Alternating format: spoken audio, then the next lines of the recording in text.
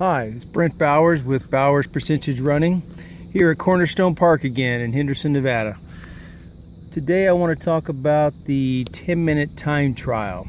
10-minute time trial is the basis of Bowers Percentage Running. Through the 10-minute time trial, we are able to establish what is feasible for a runner to do at whatever distance they may be training for. Think of it as a poor man's VO2 max test. The goal is not for me to increase your VO2 max, but to increase the efficiency at the pace that you wish to obtain for your race. That would be the ultimate goal. How you need to own the pace that you'll be running your race at, the average pace. You don't need to have any doubts of whether you can run that pace. You need to own that pace. So the 10-minute time trial has been around for, who knows, it's at least 30, 40 years, maybe longer.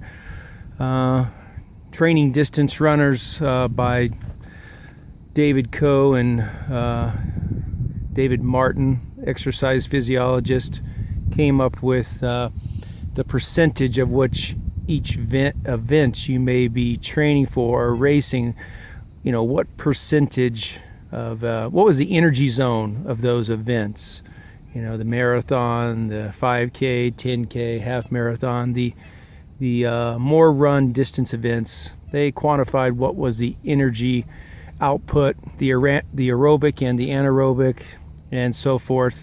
They covered it very deeply. They came up with some numbers at that time based upon their mini test, a VO2 max test, and also of what the world records were. So we can use today what have we accomplished in the running world. So the recent performance of Bekele, Bekele at the Berlin Marathon, 2:03:03, was a second or third fastest time marathon run in history, just a mere 7 seconds away from being the world record holder. Bekele in his prime a few years ago was able to sustain 4-minute miles back to back, or thereabouts. Let's say 4 flat to 4:01 for 2 miles back to back. That's a total of 8 minutes. We can use the 3,000 meter distance or the 2-mile race distance for people who are running under 5-minute mile pace, in my opinion. Has to do with the amount of time you're out there. They're out there less time.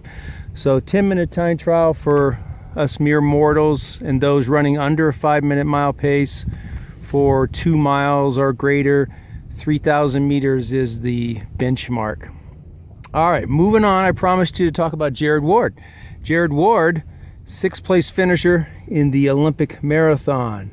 His 3,000 meter time that I'm aware of, there may be one slightly faster, but the one that I have proof of is a 4:17 mile pace.